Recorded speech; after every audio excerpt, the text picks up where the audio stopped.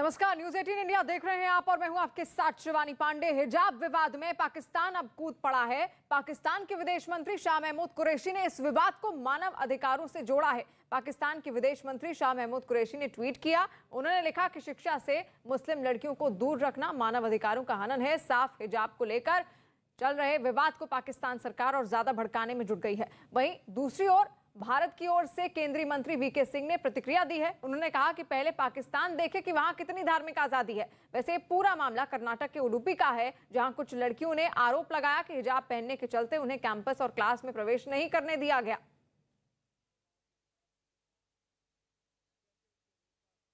आपको बता दें कि पाकिस्तान भी अब हिजाब विवाद में कूद पड़ा है और पाकिस्तान के विदेश मंत्री शाह महमूद कुरैशी ने ट्वीट किया। उन्होंने अपने ट्वीट में लिखा कि हिजाब में लड़कियों को क्लास के भीतर प्रवेश न देना मानव अधिकारों का हनन है।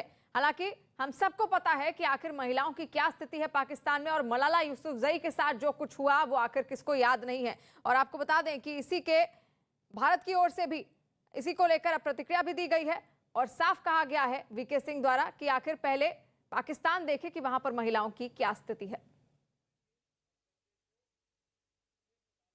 तो आपको बता दें कि विवाद लगातार बढ़ता जा रहा है। हिजाब विवाद जो कि कर्नाटक के उडुपी से शुरू हुआ, वहां पर कुछ छात्राओं ने आरोप लगाया कि हिजाब में उनको क्लास के भीतर प्रवेश नहीं दिया जा रहा है, जिसके बाद अब इस पूरे मसले पर जहां देश भर में अलग अलग जगहों पर विरोध प्रदर्शन हो रहा है, अलग अलग प्रतिक्रियाएं आ रही हैं। आपको बता दें कि पूरे मसले पर पाकिस्तान भी अब इस पूरे विवाद में कूदता हुआ नजर आ रहा है। पाकिस्तान के विदेश मंत्री शाह महमूद कुरैशी ने इस विवाद को मानव अधिकारों से जोड़ दिया और पाकिस्तान के विदेश मंत्री शाह महमूद कुरैशी ने ट्वीट किया कि उन्होंने लिखा कि शिक्षा से मुस्लिम लड़कियों को दूर रखना मानव अधिकारों का उल्लंघन है।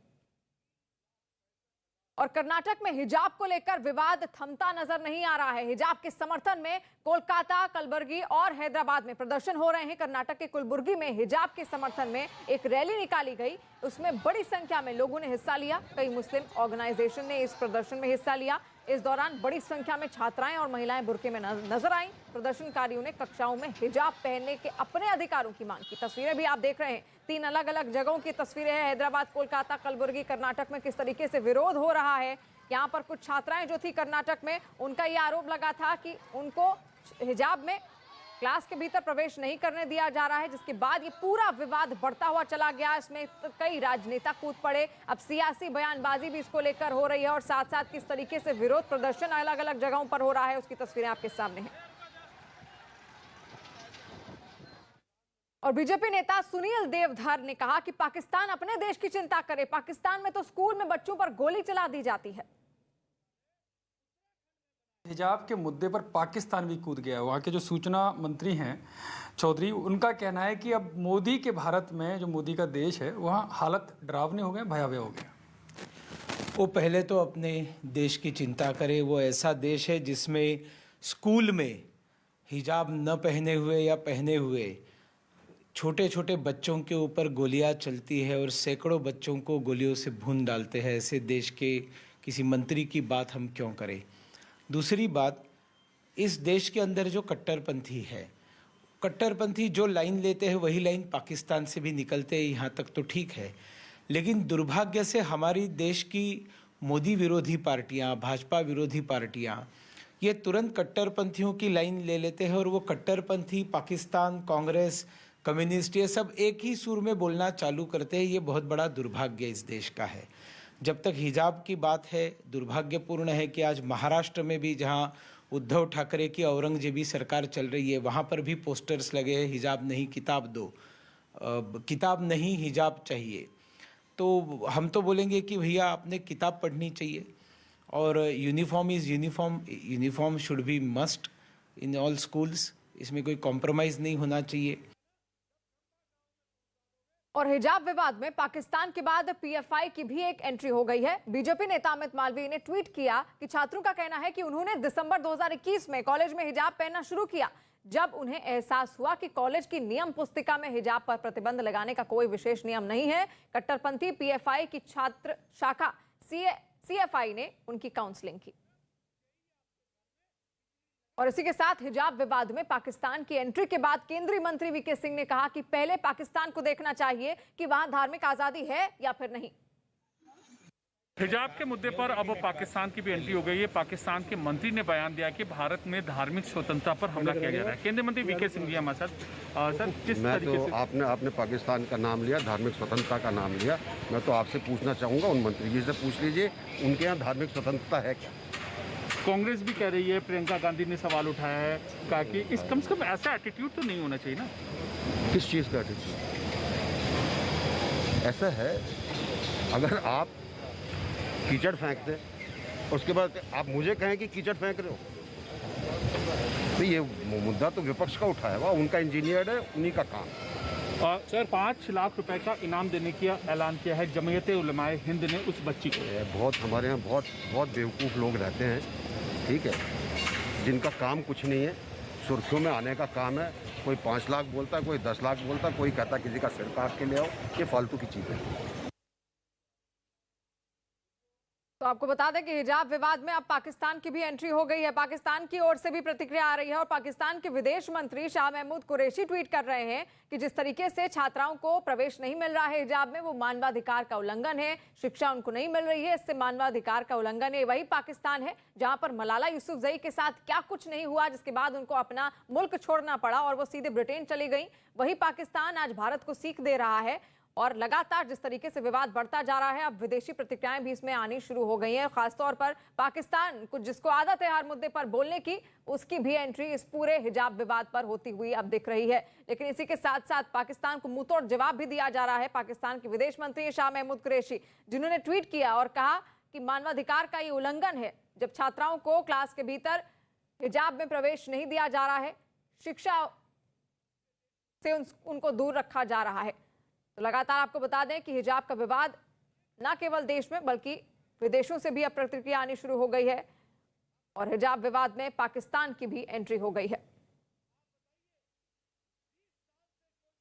और हिजाब विवाद पर बीजेपी सपा में वीडियो वॉर शुरू हो गई है। हिजाब विवाद पर अनुराग ठाकुर ने एक वीडियो ट्वीट किया जिसमें समाजवादी पार्टी के नेता महिला से बदसलूकी करते हुए नजर आ रहे हैं। पीछे वीडियो वॉल में आप देख भी सकते हैं, वीडियो हम आपको दिखा रहे हैं। इस वीडियो में आगे चलती हुई महिला के पीछे एक कार्यकर्ता को स्टिकर चिपकाते साफ देखा जा सकता है, जिसे महिला ने अपने साथी की मदद से हटाया। ट्विटर पर शेयर किए गए इस वीडियो के साथ अनुराग ठाकुर ने समाजवादी पार्टी को घेरते हुए लिखा कि यही है लाल टोपी के काले कारनामे। एक राह चलती महिला के साथ सपा नेता की बदसलूकी देखिए। जहां भरे हों ऐसे मनचले, यूपी क्यों उनके साथ चले। ये वीडियो आप देख रहे हैं। केंद्रीय मंत्री हैं अनुराग ठाकुर और प्रभारी भी हैं उत्तर प्रदेश चुनाव के, और ऐसे में किस तरीके से उन्होंने एक वीडियो ट्वीट किया समाजवादी पार्टी को इस पर टैग करते हुए। उन्होंने, देखिए आप देख सकते हैं, महिला आगे जा रही थी और इसके पीछे किस तरीके से समाजवादी पार्टी के जो नेता आते हैं, जो कार्यकर्ता आते हैं, वो स्टिकर लगाते हैं। हालांकि पीछे से भी और कार्यकर्ता लाल टोपी पहने हुए आ रहे हैं, लेकिन किसी ने कुछ कहा नहीं। और किस तरीके से इस महिला के साथ बदसलूकी होती है, इसी वीडियो को ट्वीट किया है अनुराग ठाकुर ने। और राकेश त्रिपाठी इस वक्त बीजेपी के नेता हमारे साथ जुड़ चुके हैं। राकेश त्रिपाठी जी, जो वीडियो ट्वीट किया गया है अनुराग ठाकुर द्वारा, जिस तरीके से महिला के साथ बदसलूकी हो रही है, क्या कहेंगे इस पर? देखिए, समाजवादी पार्टी का यही चाल, चेहरा और चरित्र है। किस प्रकार से समाजवादी पार्टी के नेता एक राह चलती हुई महिला के साथ अभद्रता करने का प्रयास कर रहे हैं और समाजवादी पार्टी के लाल टोपी लगाए हुए तमाम कार्यकर्ता उसको बहुत मजे के साथ देख रहे हैं। ये अपने आप में बहुत निकृष्टता का एक उदाहरण है। समाजवादी पार्टी के इस चरित्र को उत्तर प्रदेश ने देखा है और यही कारण है कि एक समय उत्तर प्रदेश में मुख्यमंत्री मुलायम सिंह जी रहे हो या अखिलेश यादव मुख्यमंत्री रहे हो, तब उत्तर प्रदेश में मंचलों की सड़क पर बाढ़ आ जाया करती थी।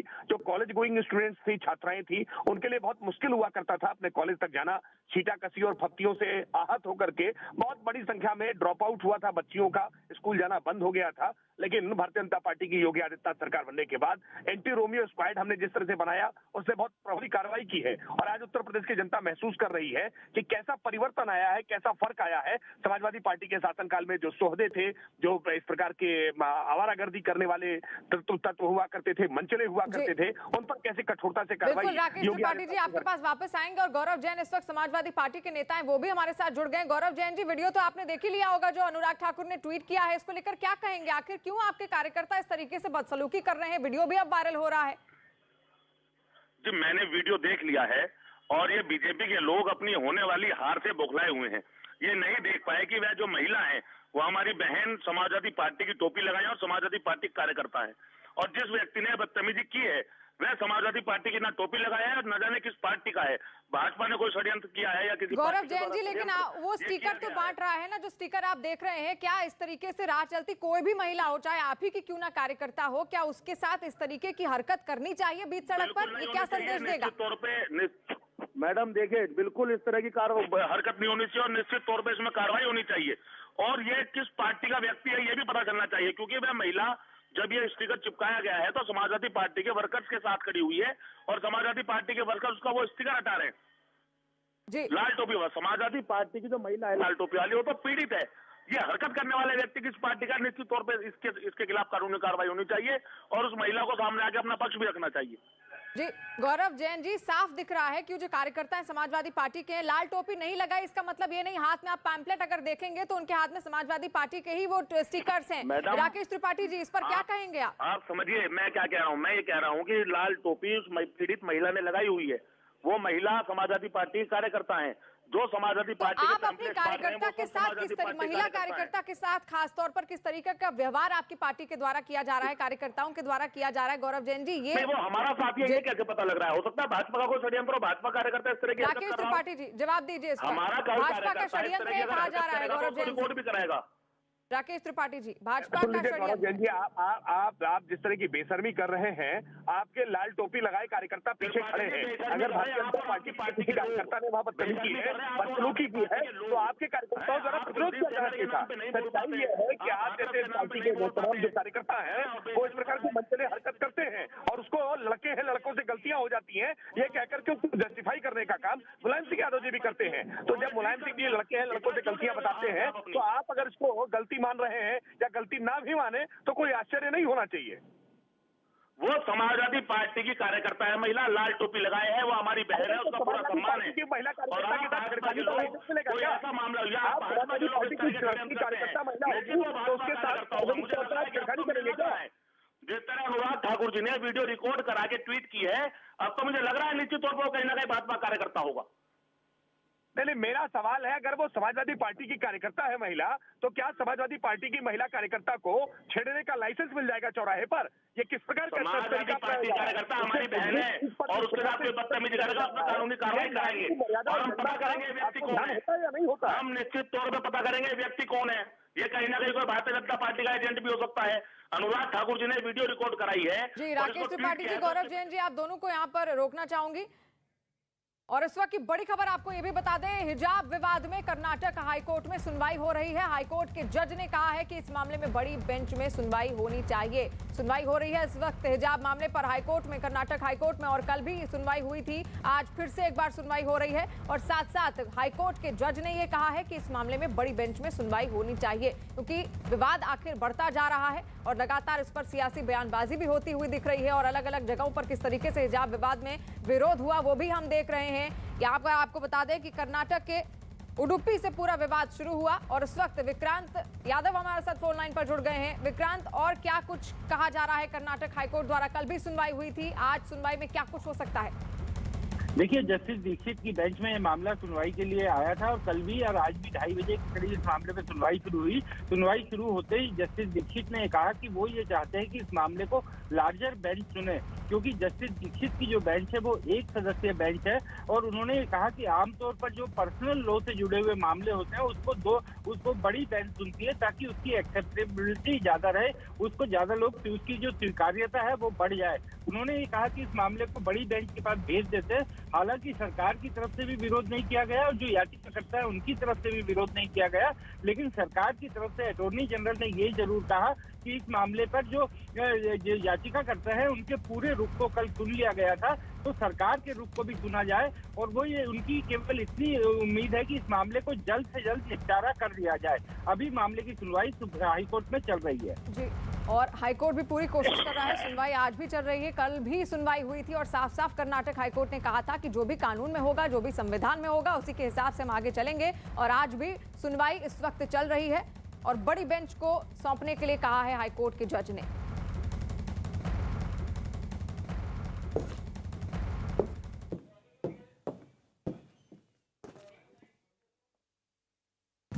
खबरों में आगे आगे बढ़ रहे हैं। देवबंद के उलेमा मुफ्ती असद कासमी के मुताबिक उत्तर प्रदेश चुनाव प्रभावित करने के लिए इस मुद्दे को हवा दी जा रही है।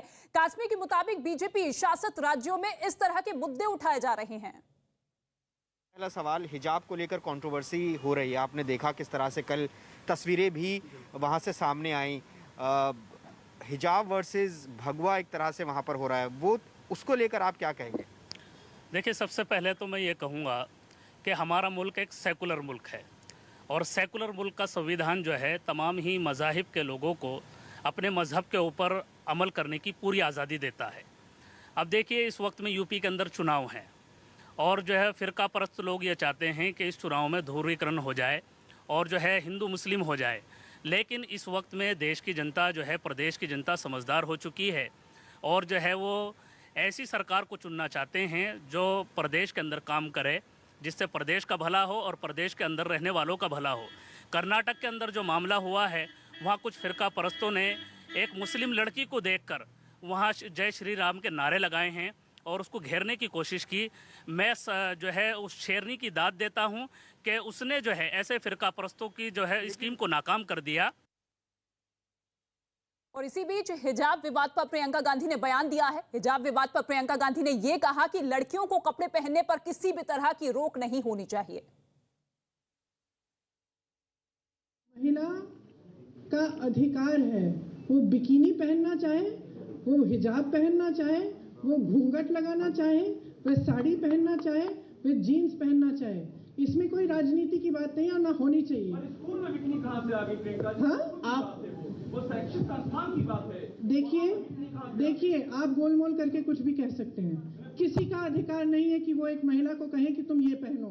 आपको मैं कह रही हूँ वो स्कार्फ उतारो अपना। आप कहाँ भी जहाँ भी हो, मुझे क्या अधिकार है आपको ये कहने का? नहीं है, सिंपल। और हिजाब विवाद पर बीजेपी नेता कपिल मिश्रा ने यह कहा कि भारत में तालिबानी ड्रेस कोड की कोई जरूरत नहीं है। हिजाब को लेकर काफी ज्यादा सियासत देखने के लिए मिल रही है, क्या कहना चाहेंगे? नहीं, हिजाब को लेके सियासत नहीं देखने को मिल रही। हिजाब को लेकर दंगे देखने को मिल रहे हैं, पत्थरबाजी देखने को मिल रही है। तालिबान ने जिस प्रकार से अफ़गानिस्तान में किया था, वो भी स्टूडेंट ही थे। तालिबान का मतलब ही स्टूडेंट होता है और उन्होंने जो किया था उसकी एक कोशिश भारत में करने की तैयारी की जा रही है। इस्लामिक ड्रेस कोड को, तालिबानी ड्रेस कोड को भारत के जो सेकुलर इंस्टीट्यूशन है, स्कूल और कॉलेज हैं, उन पर थोपने के लिए एक तरह से गुंडागर्दी और दादागिरी करने की कोशिश की जा रही है। और मुझे लगता है कि भारत में तालिबानी ड्रेस कोड की कोई जगह नहीं है। और अगर आपको इस्लामिक ड्रेस कोड में रहना ही है, मुल्ला मौलानाओं के ऑर्डर के हिसाब से चलना ही है, तो मदरसों में जाइए। ये स्कूल कॉलेजों में कैसे तालिबानी ड्रेस कोड? ये भारत में तो नहीं चल सकता। तो क्या लगता है आपको कि 5 राज्यों में विधानसभा के चुनाव है, इसलिए ये सारी चीजें हो रही हैं? नहीं, चुनावों के लिए तो खैर हो ही रही होंगी, लेकिन उससे भी बड़ी चीज़ है कि भारत में शरिया, तालिबान, इसका कोड लागू करने का एक एक्सपेरिमेंट करने की कोशिश की जा रही है। यही जो बच्चे हैं जो आज बुरके में हैं, टेंटों में, काले काले कपड़ों में आए हैं, ये अभी एक हफ्ते पहले तक नॉर्मल स्कूल ड्रेस में, कॉलेज की ड्रेस में आते थे। तो ये अचानक क्या हो गया? अचानक क्यों इस प्रकार की सिचुएशन क्रिएट की जा रही है, जैसी हम अफ़गानिस्तान में देखते हैं या जैसी हम ईरान में देखते हैं? और आपको ये समझना होगा, हिजाब कोई चॉइस नहीं है। हिजाब एक किताब में लिखा हुआ ऑर्डर है कि 13 साल से ऊपर की हर। और मुस्लिम धर्म गुरु इमाम उमर इलियासी ने किसी भी मुद्दे पर कट्टर रुख अपनाने को गलत बताया है। साथ ही उन्होंने इस मामले पर राजनीति नहीं करने की सलाह दी है।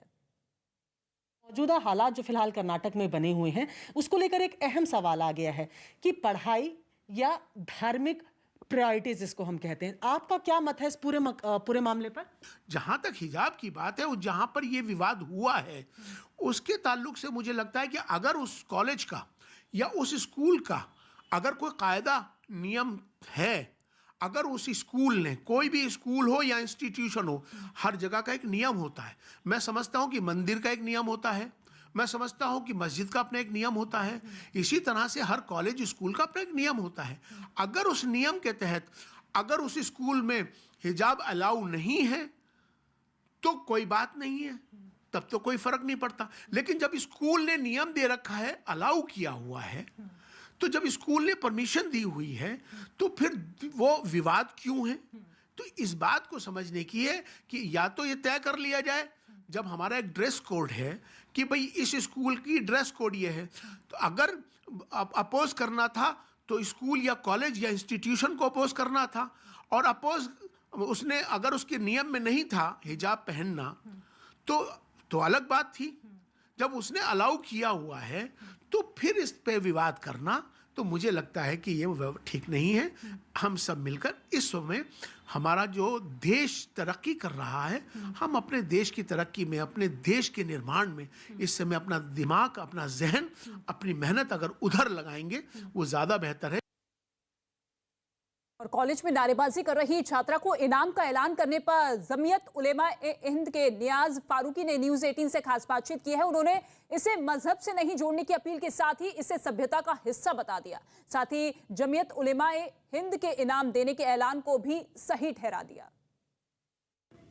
हिजाब को लेकर जो कंट्रोवर्सी चल रही है कर्नाटक में, उस पर बात करने के लिए हमारे साथ जमीयत उलेमा हिंद के नियाज फारूकी साहब हैं। फारूकी साहब, ये जो पूरा विवाद आया है जिसमें कुछ लोगों का ये कहना है कि शैक्षिक संस्थान, एक स्कूल या कॉलेज, वो एक सेक्युलर जगह है, वहाँ पर किसी भी तरह के धार्मिक सिंबल का इस्तेमाल या वहाँ लेकर जाना सही नहीं है, आप क्या कहेंगे? देखिए, ये पूरे मसले को ट्विस्ट किया जा रहा है। ये धार्मिक इशू नहीं है, बल्कि सबसे पहला तो ये है कि ये एजुकेशन का इशू है। तो हमारा कंसर्न ये है कि हम कोई ऐसा काम ना करें कि जिससे एजुकेशन में बाधा पड़ती हो।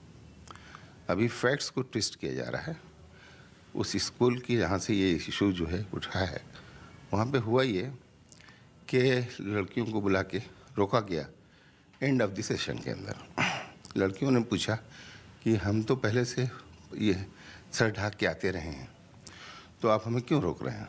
तो उन्होंने कहा ऊपर से ऑर्डर है। तो इसका मतलब ये हुआ कि ये जो डिसीज़न लिया गया, ये डिसीज़न जेन्युइन डिसीज़न नहीं था कि एजुकेशन के लिए लिया गया हो, ये लड़कियों की बेहतरी के लिए लिया गया हो, या इंस्टीट्यूशंस के लिए लिया गया हो, बल्कि ये ऊपर से प्रेशर था। लड़कियों ने पूछा ऊपर से कहाँ, वो उसे दिखला नहीं सके। तो फैक्ट्स को हमें पहले सही कर लेना चाहिए। और सुहेल देव, भारतीय समाज पार्टी के ओम प्रकाश राजभर ने हिजाब विवाद को राजनीति से प्रेरित बता दिया और इसे बीजेपी की तरफ से मुद्दों से भटकाने के लिए की कोशिश बताया। सुहेल देव, भारतीय समाज पार्टी के राष्ट्रीय अध्यक्ष ओम प्रकाश राजभर इस वक्त हमारे साथ हैं। सर, हिजाब को लेकर लगातार कंट्रोवर्सी हो रही है, विवाद हो रही है, हिजाब को लेकर आप क्या सोचते हैं? भारतीय जनता पार्टी जब चुनाव आते हैं तो ये नफरत की बात बोलते हैं, ये धर्म का चश्मा पहनते हैं और नफरत की बात बोलते हैं। हम भारतीय जनता पार्टी के लोगों से पूछना चाहता हूं कि आज क्यों दिखाई दिया है? दिल्ली से लेकर लखनऊ तक देश में डबल इंजन की सरकार है, ये लोग बोलते हैं। तो ये बात 6 महीना 8 महीना पहले क्यों नहीं हो रही है, आज ही क्यों हो रहा है? और संविधान इस बात की इजाजत नहीं देता। लाला पे हमला पाकिस्तान में हुआ, उसको वहां पर पढ़ना पड़ा। पाकिस्तान के संविधान के लिहाज से कोई गैर मुस्लिम वहां का वजीर आजम प्रधानमंत्री नहीं बन सकता। हम पाकिस्तान के लोगों से कहेंगे इधर मत देखो, उधर ही देखो। तुमको तुम्हारे पास बलूचियों का प्रॉब्लम, तुम्हारे पास क्या क्या झगड़े हैं, तुम उसको देखो। ये देश मेरा है, तुम्हारा नहीं है, हमारे घर का मामला है।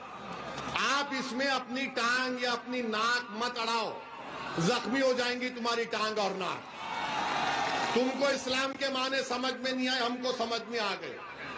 तो बहरहाल मेरे अजीज दोस्तों और बुजुर्गों, हिम्मत और हौसले से काम करिए।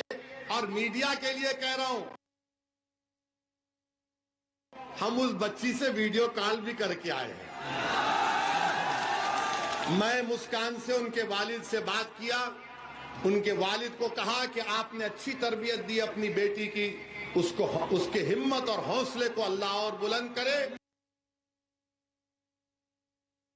तो उस बच्ची ने हमसे भी बात की और उसने कहा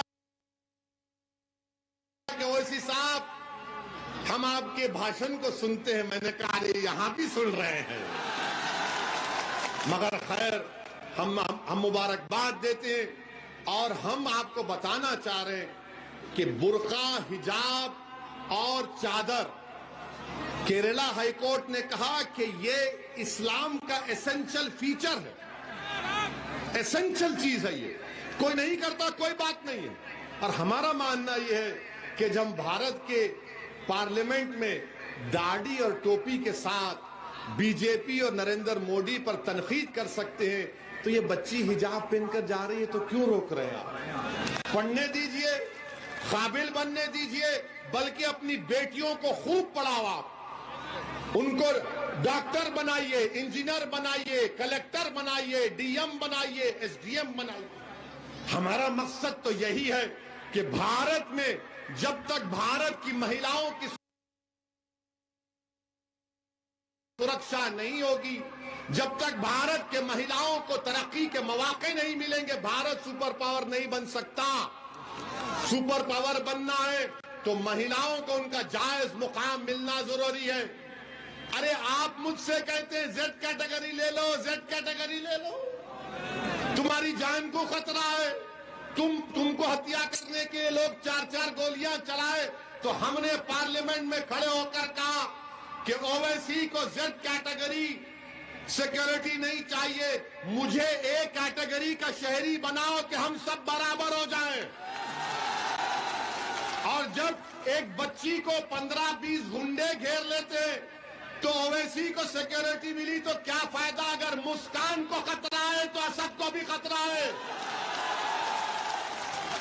हम सबको सुरक्षा मिलनी चाहिए, चाहे किसी समाज के हो, किसी मजहब के हो, जनता को सुरक्षा मिलना चाहिए, पॉलिटिशियन नेता को नहीं। आजकल नेता लोग फैशन बना लिए कि मुरादाबाद से ओवैसी को आप सुन रहे थे। इस वक्त बड़ी खबर आपको बता दें, हिजाब मामले में सुप्रीम कोर्ट में सुनवाई लगातार जारी है। कर्नाटक हाईकोर्ट में ये सुनवाई चल रही है, दूसरा दिन है इस सुनवाई का। हाईकोर्ट में राज्य सरकार की तरफ से दलील पेश की गई है। इस वक्त की बड़ी खबर, हिजाब धर्म का हिस्सा नहीं, ये राज्य सरकार की तरफ से कहा गया है।